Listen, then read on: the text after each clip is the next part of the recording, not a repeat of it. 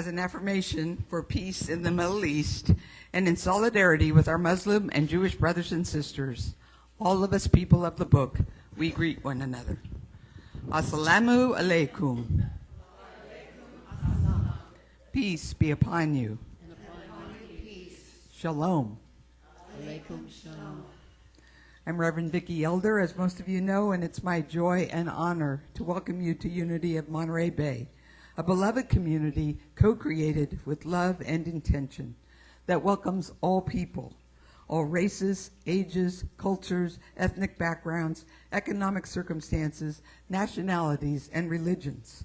Whatever your immigration status, sexual orientation, gender identity, family configuration, and or abilities, whether you're here with us in person or joining us virtually, we know that love knows no boundaries.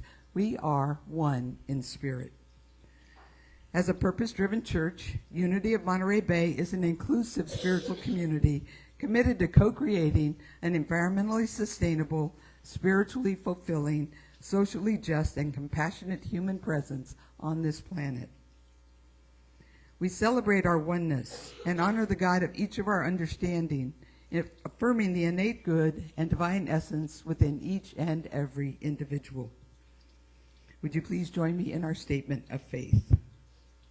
There is only one presence and one power in the universe, God the good, expressing as infinite God beyond us, infinite God beside us, inner God being us, divine love in action. And as we allow this knowing to deepen within our souls and serve to awaken us into enlightenment for the benefit of all living beings, we join in prayer with this prayer by Glenn Cardy, bless all who try. Bless all who try, who speak up, out, often, who stand, protest, and decry, the strong preying on the weak, while the weak pray for relief, and relief is hard to find.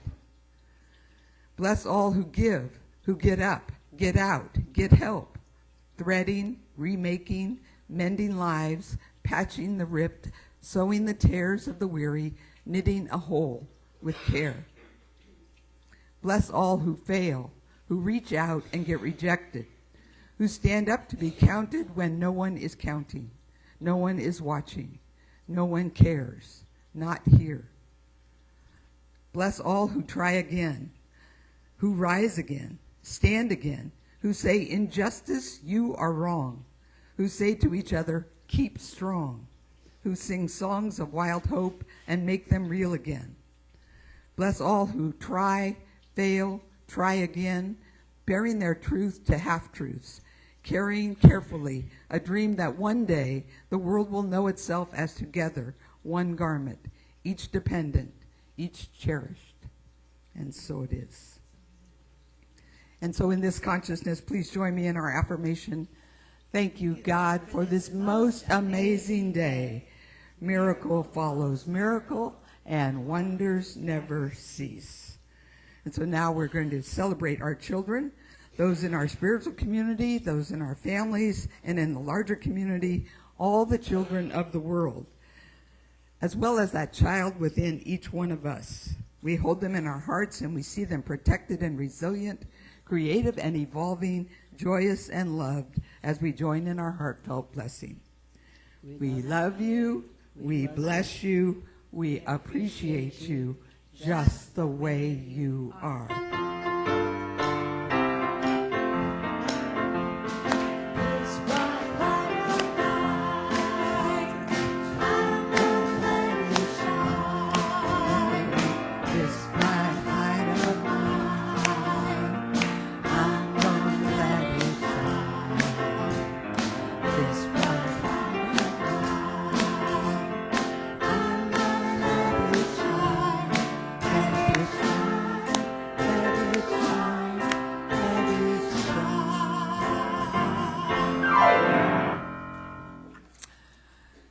So last week, we discovered that our refrigerator that has served us for the past 20 plus years passed away, creating an unexpected expense for our budget And so this morning, as I had shared in the e-blast, we're going to invite all of you who can to donate beyond what your normal giving is to help cover us the expense of this refrigerator that Marianne and Sue were able to find in the Black Friday sales, out-of-box sales at Best Buy. So the cost to us is $1,000. So, so if you'd like to come up and make a donation.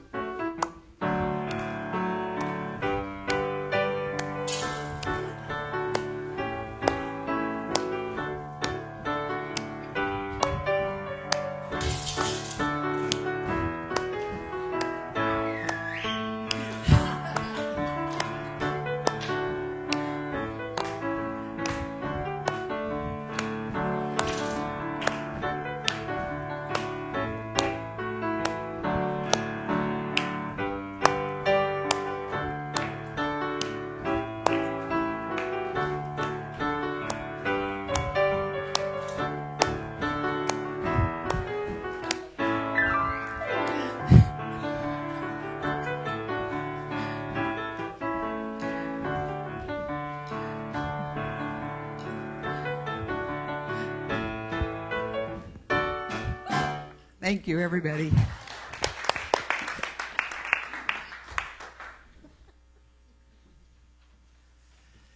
All right.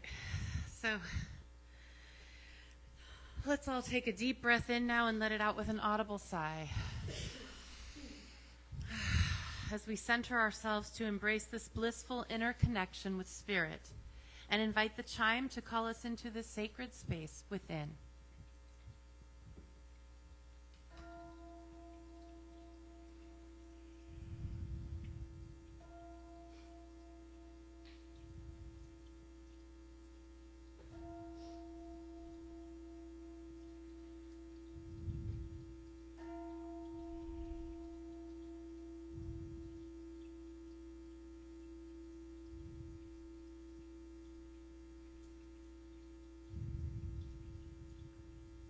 We ring the chime 4 times to call in the 4 directions and to remind us of our interconnection with all of creation and with the sacred circle of life.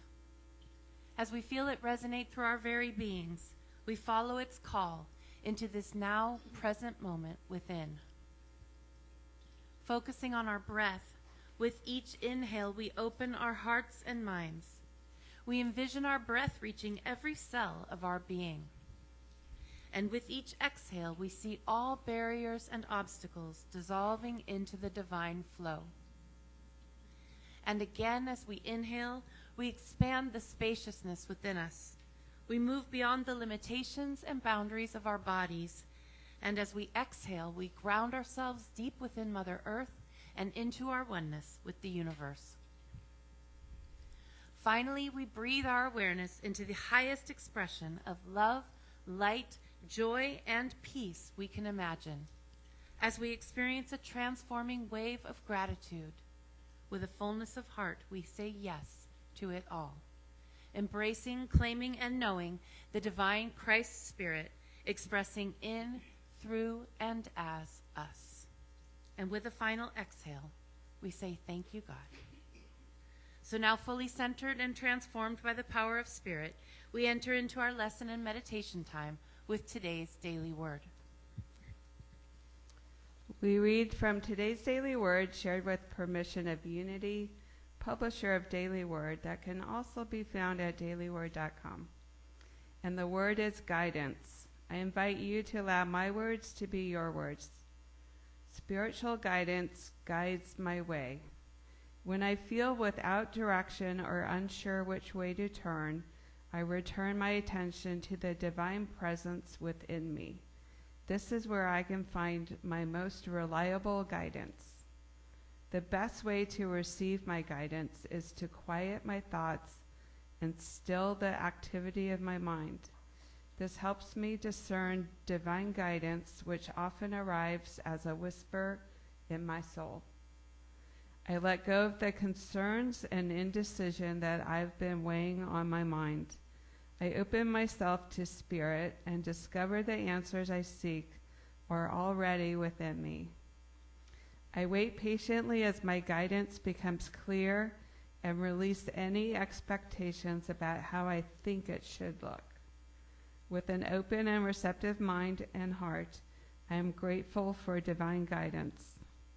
And from the scriptures, make me to know your ways, O Lord. Teach me your paths. From Psalm 25:4.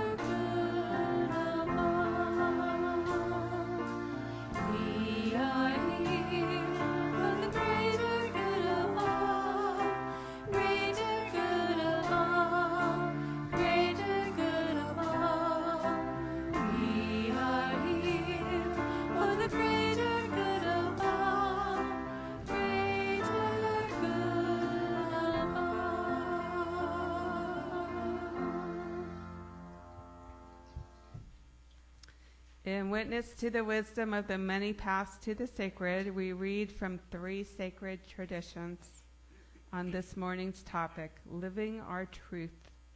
From Buddhism, it is possible to live 24 hours a day in a state of love. Every moment, every glance, every thought, and every word can be infused with love. From Judaism, I, wisdom, walk in the way of righteousness along the paths of justice. And from Christianity, therefore lead a life worthy of the calling to which you have been called, with all humility and gentleness, with patience, bearing with one another in love, making every effort to maintain the unity of the Spirit in the bond of peace. Ephesians 4:1-3.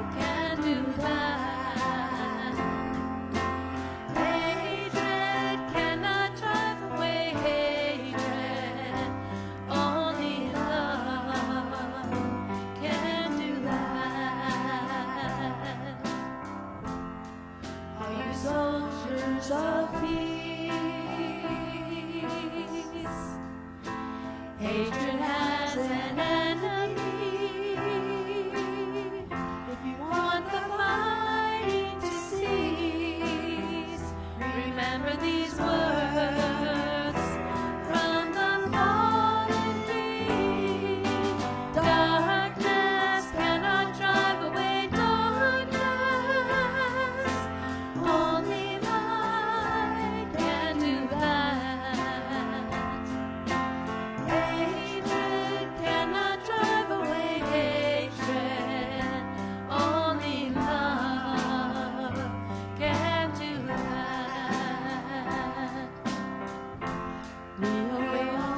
strive to be an instrument of peace. Remember an eye for an eye leaves everyone blind, and the children never see. Darkness cannot drive away darkness.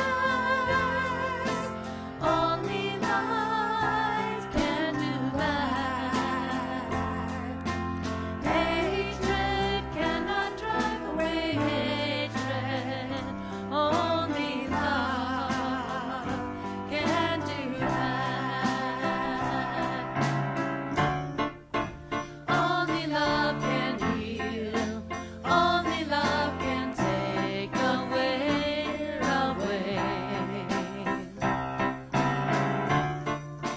Only love is real. Only love will come to save the day. Darkness cannot drive away darkness. Only light can do that. Hatred cannot drive away hatred. Only love can do that. Darkness cannot drive away darkness. Only light can do that. Hatred cannot drive away hatred. Only love can do that. Only love can do that. Only love.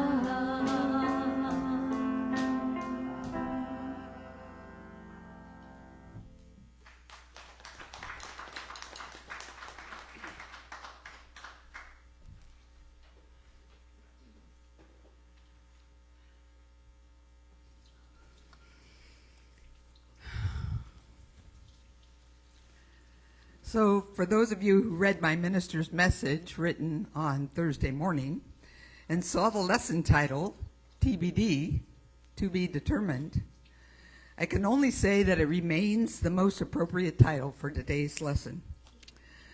The roller coaster of our times continues, and where I have landed this morning has largely been determined by a lack of more time. In point of fact, I had largely finished this lesson on Friday, knowing I had soul gardeners Saturday morning and possibly would be here for a while waiting for the refrigerator to be delivered. And yet, when I got home on Saturday afternoon, I read through it and rewrote most of it. And I normally read it Sunday morning, and I did not because I knew I might rewrite it all again. So, in this moment, I am here sharing with you some spiritual insights that I've gained these past few weeks, even as I continue to struggle through the spectrum of emotions like fear and grief and anger and disillusionment that continue to be part of my current journey. And I seek to quiet the ego voices in my head that say I should be rising above all these worldly appearances, resting in that peace that is beyond human understanding. Well, I'm finding it beyond my human understanding at this point. Or a different voice that can yell out, we have to organize, we have to fight, let's get ready. The good news is, I've been practicing these principles long enough to remember that the highest spiritual practice I know and teach is to be present in this now moment. Meaning my higher self is observing all of these feelings and thoughts even as I experience them. Observing them so that they don't take over, at least not for long, but also so that they don't get stuffed down, rather that they can pass through me. And my observer self is also able to call a timeout.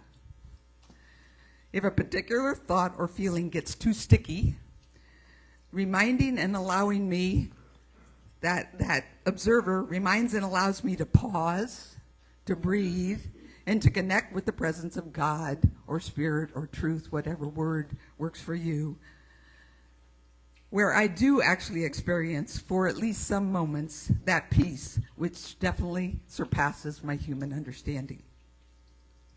The thing is, we can't spend all our time in that quiet realm because we have things to do, groceries to buy, lessons to write, meetings to attend, chores to complete, during which we usually return to that autopilot part of our brain that is very efficient in helping us live life, but is also where we're susceptible to all that monkey mind stuff coming in again. So it's quite a bit of work to remain mindful in times like these. It's like constantly being on guard, and it can feel exhausting. So I'm also intentionally making time to simply escape into a book, my grandchildren, my kids, a TV show, a project, distractions from the frustration, anxiety, and fear that arise every time I hear or read the news. And these things don't require much energy, so they give me and my brain a rest. And reiterating Michelle's meaningful lesson last week on the importance of fully engaging all of the elements of grieving, and understanding from personal experience that the process is seldom linear. We don't just go through the steps of grief. We go through 1, 2, back to 1, up to 4, back.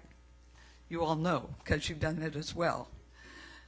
Given that, I'm being gentle and accepting of myself and others as we navigate our way forward. At least I'm working at that. Which for those of us in pulpit ministry also involves discerning how we are to address all of this in our church communities. I invite you to imagine if once a week you had to get up and tell everybody where you were in your head on that given morning.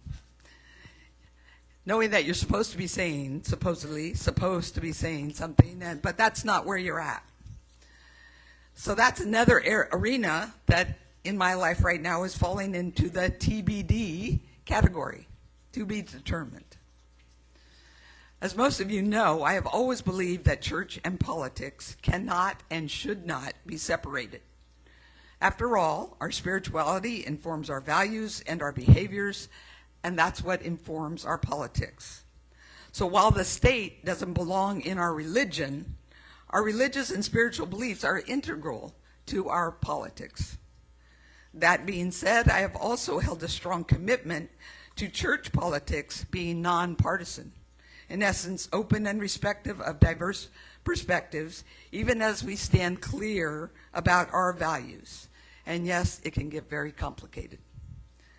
Still, I strive to remember that we're living in very challenging times, with global conditions like climate change, unchecked social media, vast disparities in wealth and well-being, the threat of autocrats throughout the world, the transformation of technology that we have relatively quickly and drastically has changed our lives as we have known it for generations, and more on the horizon, like AI. Conditions that make life increasingly difficult for many and more complicated and confusing for all of us. Even to the point that for an increasing number of Americans, the American dream that inspired and informed most of all of our lives and the generations before us has become largely inconceivable. So I understand the desire for change, even as I disagree with the particular path that has been chosen by the majority of voters in our nation at this time. Even more importantly, it's my intention to hold no disrespect towards those who believe this choice would bring about the changes they desired. Though again, I admit, in moments of frustration and fear, I do fall short of that high intention. Moreover, I do believe that the vast majority of Americans, including those who chose this option, largely want the same things that I want, that we want. We just have different ideas about how to get there, and that we have more in common than what divides us. And yet, I am finding this present situation to be different than any that have come before in my lifetime.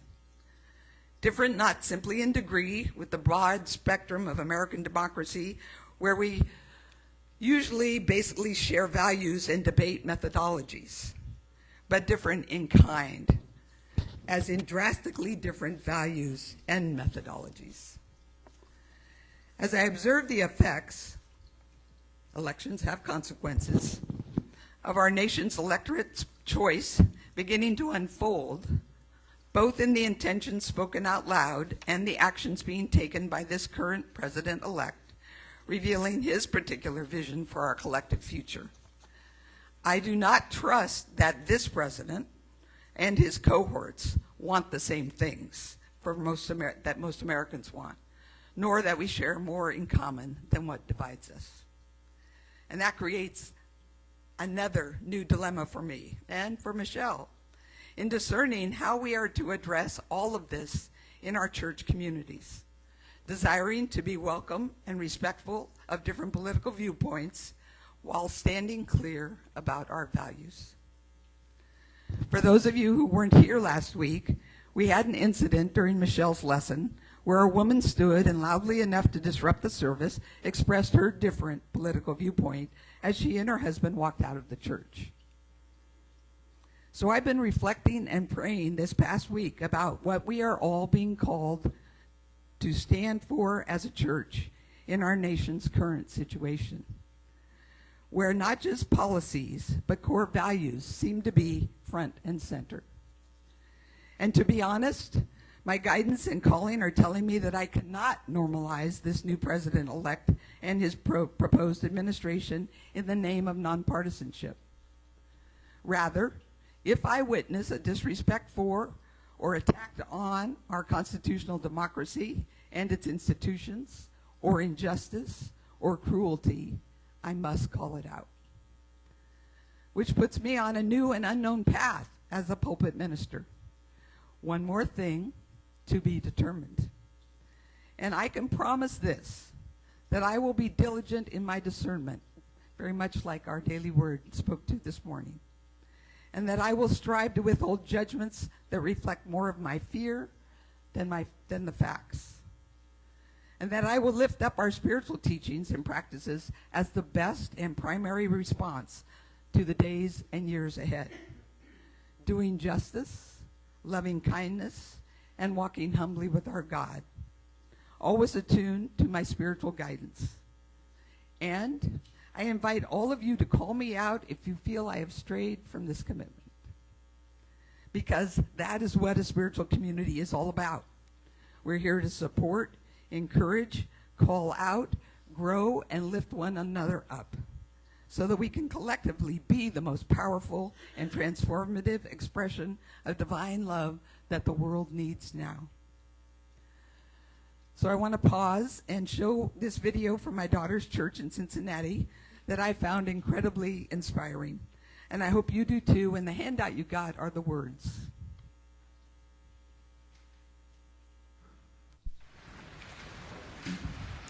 We resist.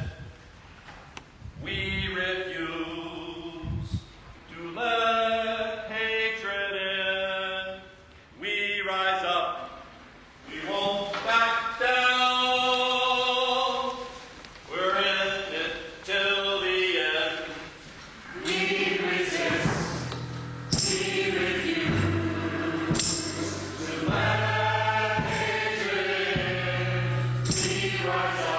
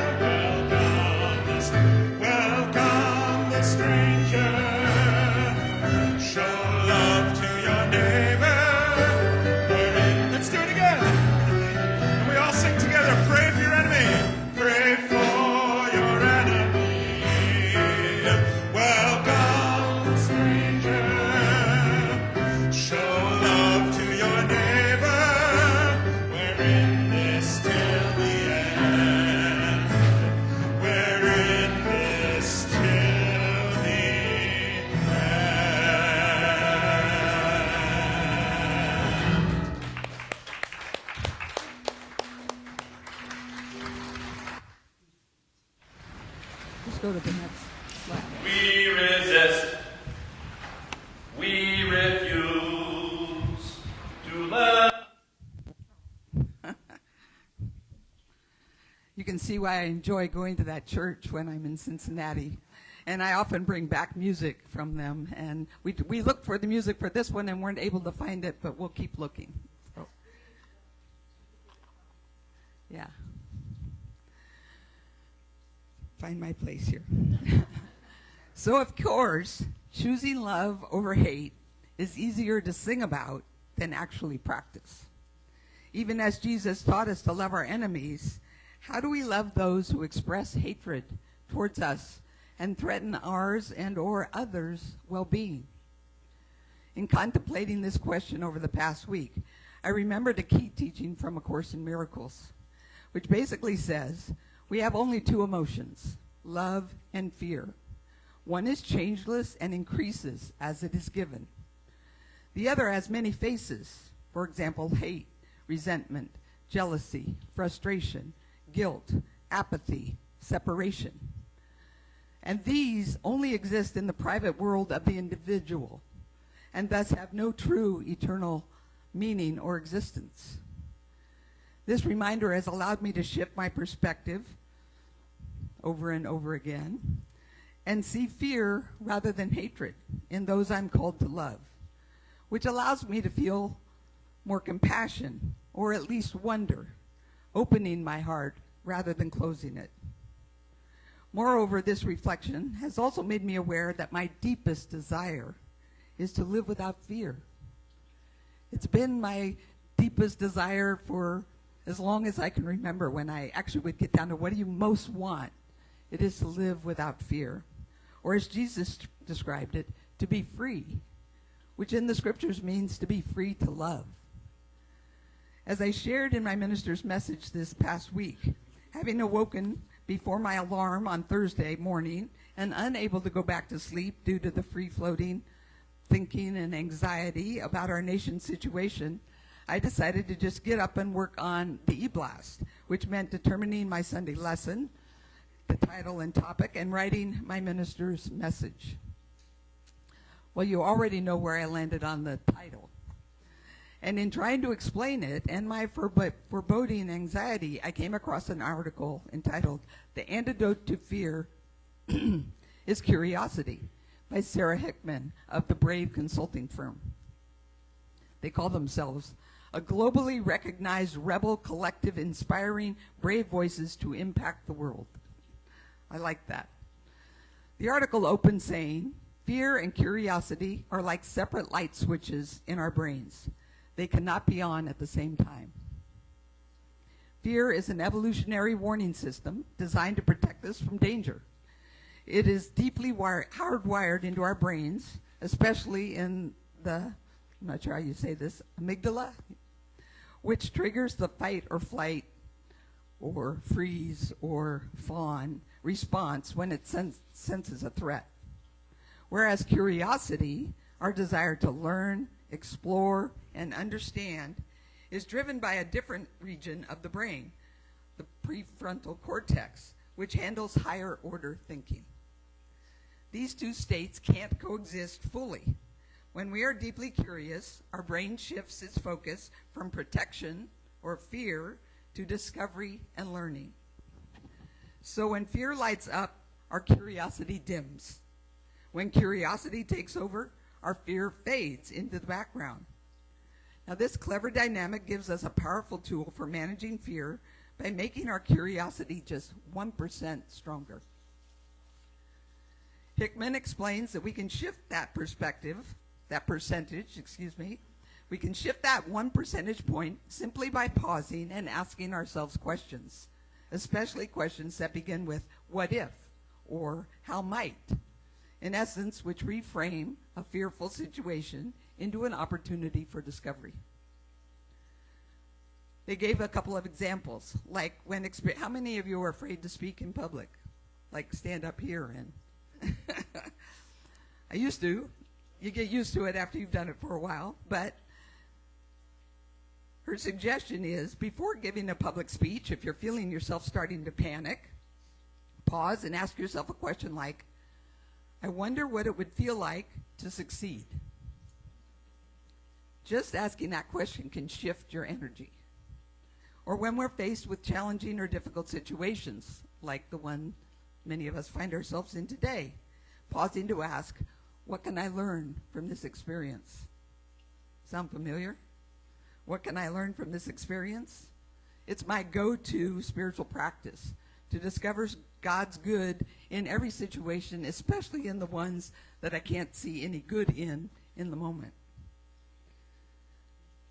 It's asking, how will this help me grow, in essence, which I believe is the underlying and overriding purpose of our lives, to grow and evolve more into the Christ nature that is our true essence.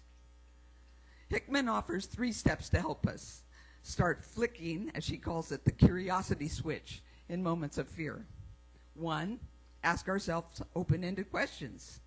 When fear strikes, counter it with these questions that spark curiosity instead of focusing on what could go wrong. 2, be brave and show up. Even taking small steps towards the unknown can help build bravery.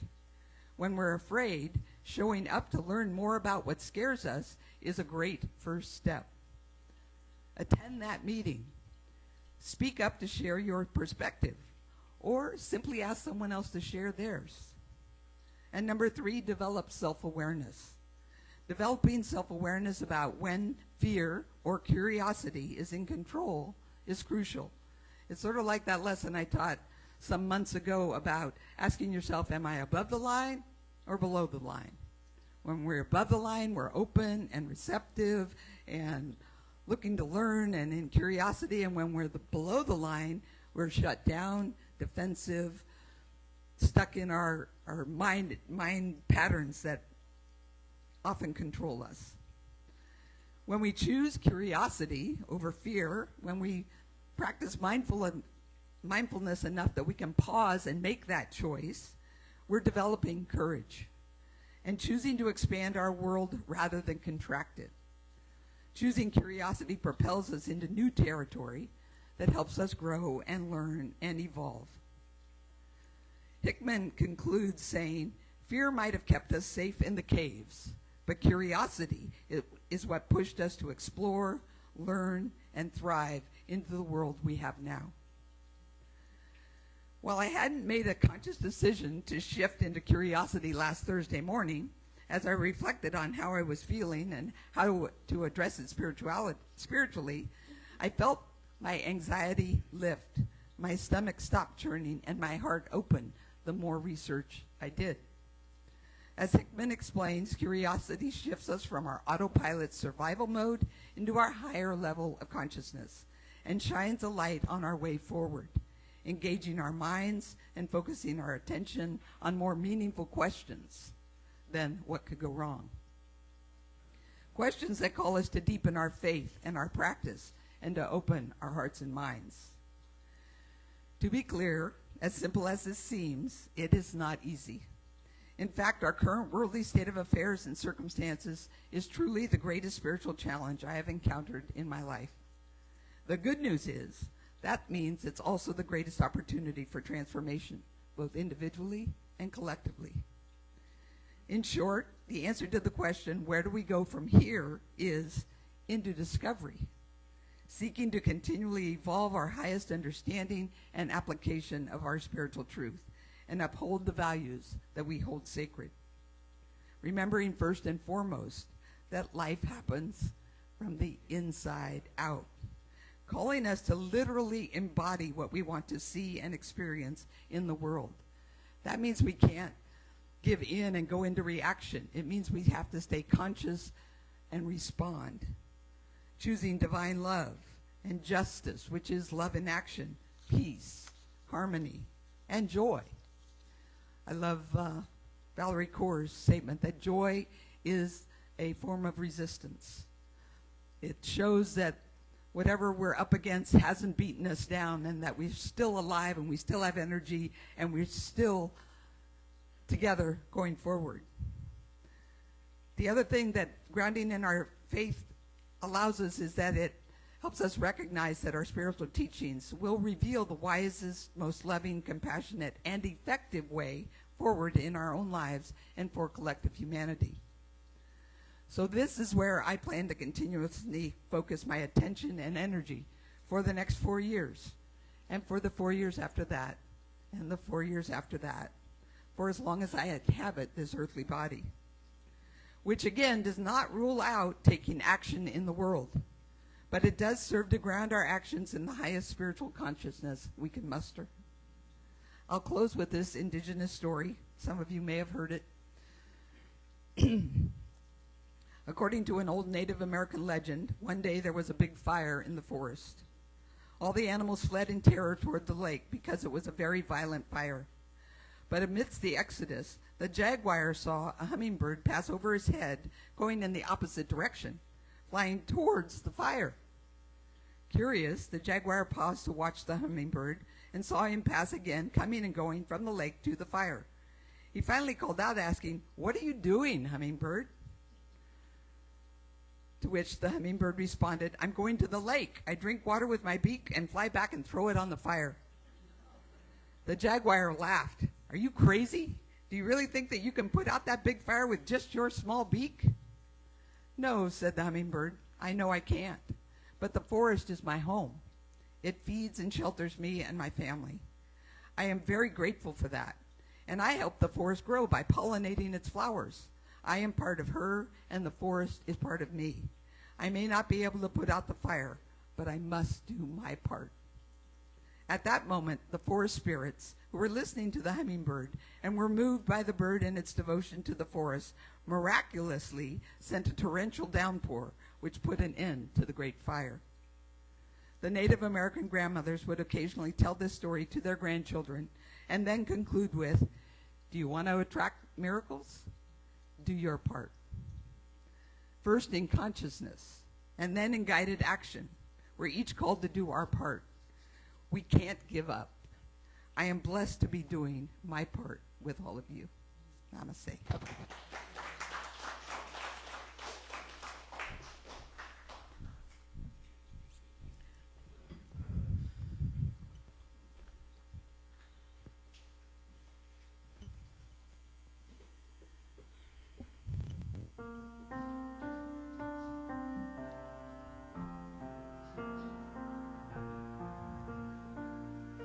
I rest in God,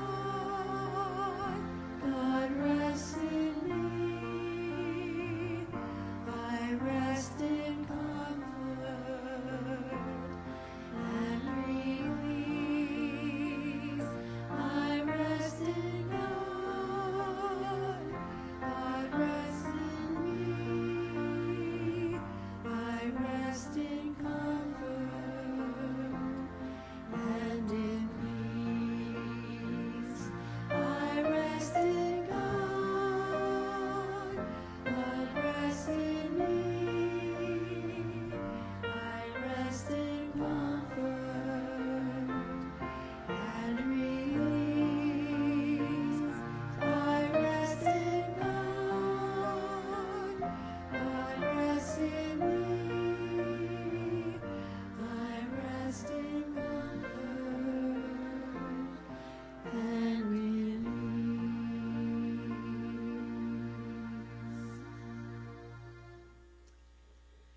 So we've come to the time now where we have an opportunity to experience that peace that surpasses all human understanding. And so getting comfortable in your seat, bringing an awareness into your body,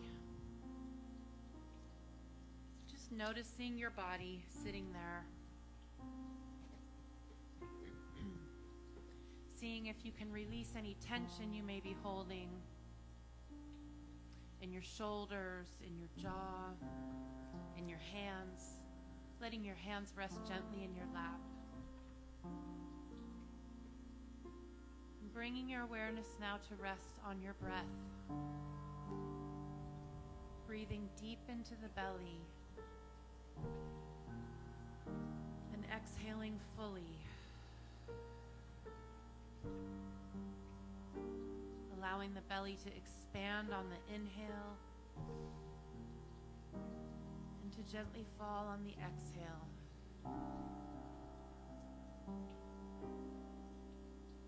And just allow your breath to be slower and deeper than your normal breath. Exhaling all the way out before you take that next breath in.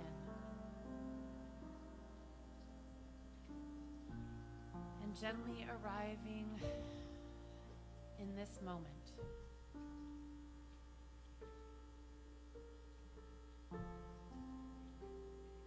Noticing what's present for you this morning. Perhaps sensations in your body, emotions, thoughts. Just allowing everything to settle down.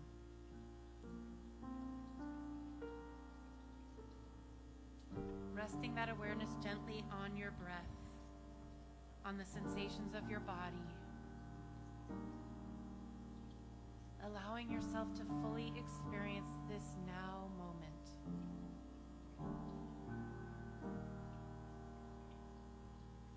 Noticing the sounds around you. Noticing the temperature of the air.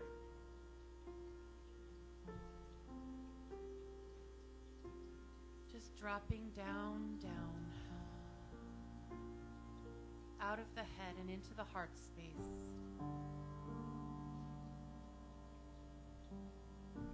Feeling yourself begin to ground down.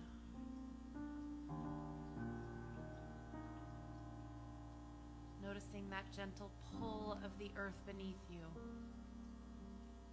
That gravity that holds you in place.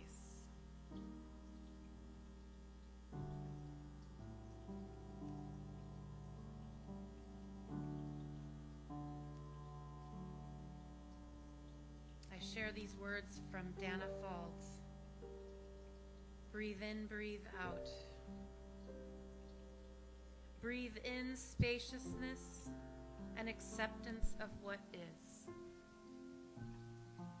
Breathe out resistance. Breathe in possibility and optimism. Breathe out fear and doubt. Breathe in ease. Breathe out the need to change the way this moment is unfolding. Breathe in the certainty that what we really are is so much bigger than pain and suffering. Breathe out limitation and conditioning. Breathe in divinity and openness. Breathe out a prayer of thanks that even in the midst of difficulty, there is awareness.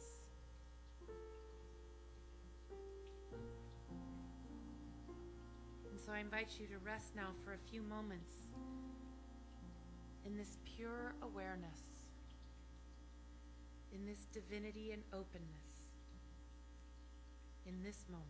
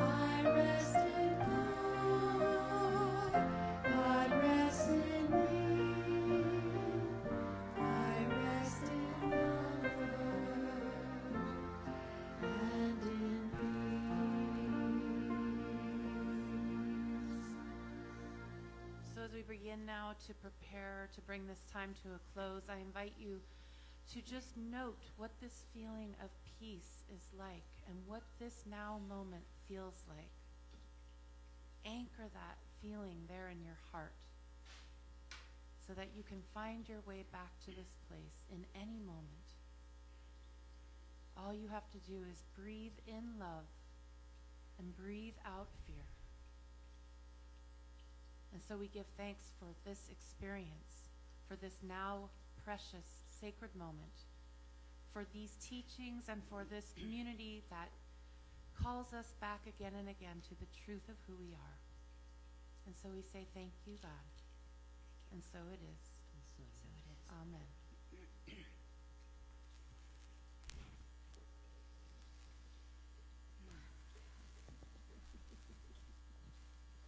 It's in the moment.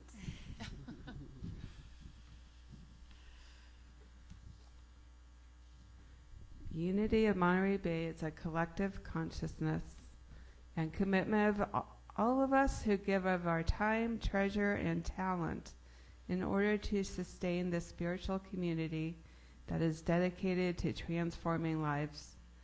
We know that prosperity is a state of mind that finds blessings in every situation, and abundance and joyous generosity. We transform all appearances of fear or lack into faith-filled peace of mind by shifting our attention to thoughts of gratitude for the abundance of God's good in our lives. As the ushers now come forward, I invite you to think of something specific you're grateful for in this moment.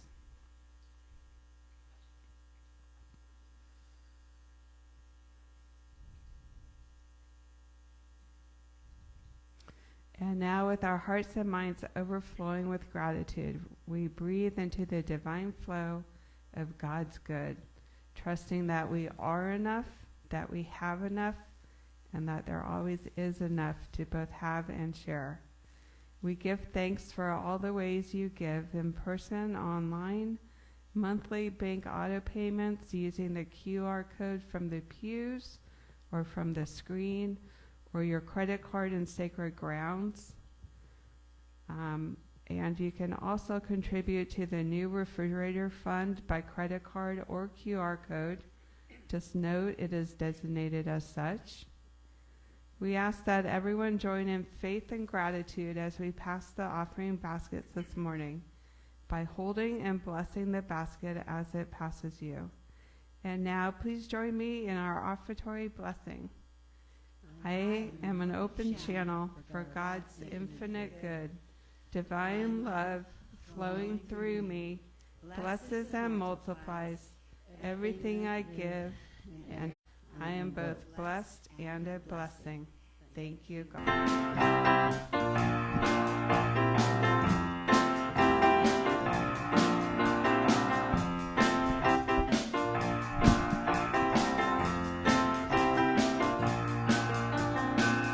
This is who we are, and we feel the love together. This is why we're here, to serve the world and one another. We're being called to find a higher way, and to love, serve, and remember.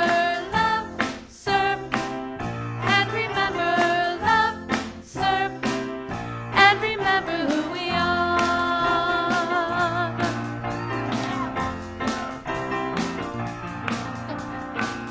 This is where we grow, and we find the truth that always sets us free. And this is where we play and enjoy like-minded company.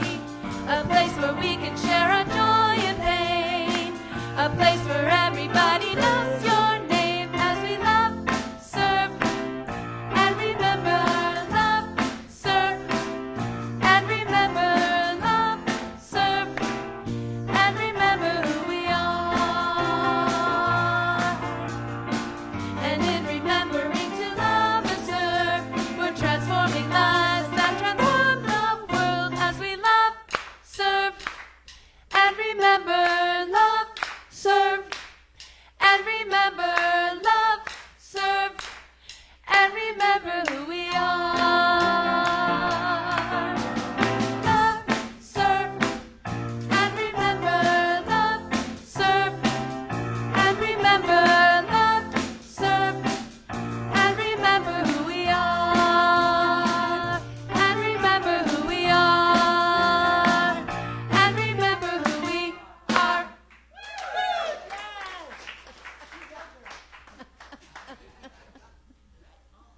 dancers now.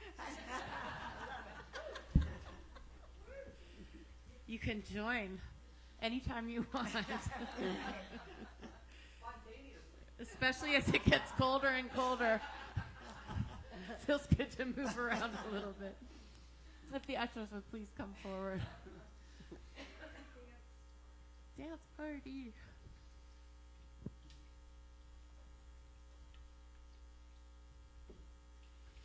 So it is with great joy that we bless and give thanks for these gifts and offerings that demonstrate our collective commitment to the spiritual work of love and transformation in our lives and in our world. We dedicate this offering, our lives, and this ministry to more fully expressing the Christ light that is the truth of our being and inviting all people to know God's love. And finally, knowing that one with God all things are possible, we affirm together that the good is now, the rest is blessed, and the best is yet to be in our lifetime. Gently. For our music today, we want to thank Richard Medici, Richard Burdick, Mark Miller, David Roth, and Daniel Namod, and of course our awesome music team. Yay! Okay, for announcements, as usual, check your e-blast, but just quickly, Church of the Wild will be meeting today. We're going to try to meet. It's supposed to rain this afternoon, but I'm hoping we can get our meeting in at 2 o'clock before the rain comes. So that is at Via Paraiso in the upper picnic area. Bring a chair and a jacket. And we will determine whether we're going to, what's that? You know, the whole thing. Oh, okay. It's changing as we go. And at that meeting, we will decide whether we're going to be meeting in December or not. You could dedicate a poinsettia to someone for a $20 donation. You can do that in the sacred grounds. Our Thanksgiving feast. Wait, is it next week? Yes, it is. Is it 1 week from today? Yes, it is. I'm so excited. I'm so excited. So make sure that you sign up in the sacred grounds if you're planning to attend, just so we can kind of gauge how many turkeys we need and all that, and sign up for what dish you want to bring. The sign-ups are divided by various things, so you can see where the gaps are and where you might want to fill in. Holiday giving opportunities are coming up very quickly, so you can. Sorry? They're here. They're here. I mean, yeah. Yeah, the Adoptive Family Project is. Oh. Okay, the families are on the back counter. And you can sign, so are we still doing where you can sign up for specific? Yes, and there's an envelope that you can pull out so you know who you sign up for, what is with each family. Okay, so you can pick an actual person and it says what they're asking for, what they need. You can do that. If that's too much work, you can donate money and specify that you want it for the Adopt a Family, and we have shoppers who will take care of that for you. So. Can I tell the thing about how they choose families for us? Sorry. Well, our community is so loving and generous, and we have so much fun shopping for these families, and we do such a wonderful job of it that they are giving us families, what is it, that are more in need, or? Well, for a while we were just doing our thing, and then they told us, well, you guys bring all this kind of. We go overboard a little. Buys what other people are bringing, so can you limit it to 2 gifts per person? We went, we'll try. We did that for like 1 year, but we still brought in some extra things, and so from then on, she said, we've chosen families that are really in need, that your community will do whatever you want as long as within the families is fairly even, so they no longer try and control us. And they're just I just thought that was awesome. Let's see. You can also purchase a $30 Target gift card, and that goes to people in the women's shelter, right? Is it the women's shelter or shelters? James, all the shelters? Yes. All the shelters. Okay. Or same thing, you can get cash.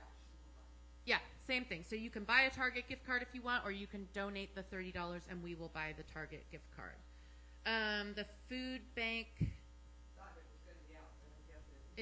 it will be out soon, and we will have bags and for you to take home and fill up the barrel with your non-perishable food items, and then also there will be envelopes so you can donate cash as well. And we're, it could be an Advent practice for you that you set aside a can or something each day of Advent or each Sunday or whatever it is. Getting a piece of candy, you put something into a bag for it. Yeah, exactly. Okay, December 1st, plan to attend. We are having a Food for Body and Soul after the service, sponsored by our COPA team. So that's a potluck. But we will provide lasagna and salad.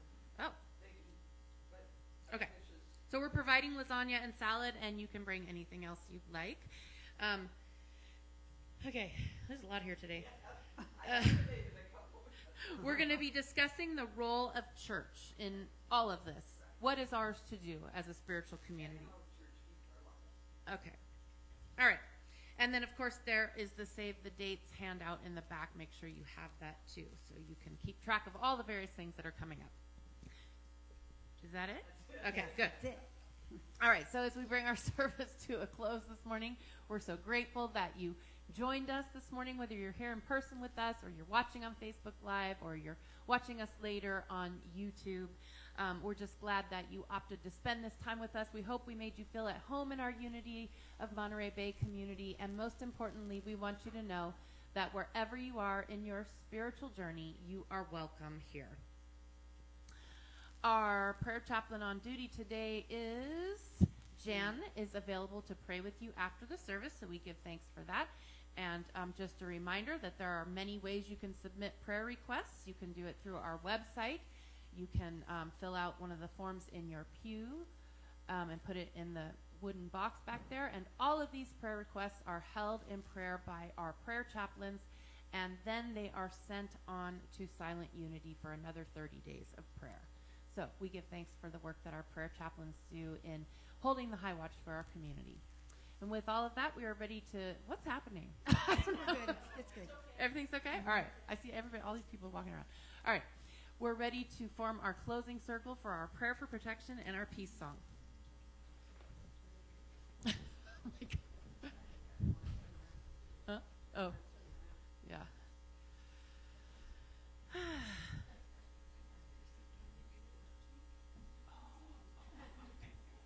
Anything special today?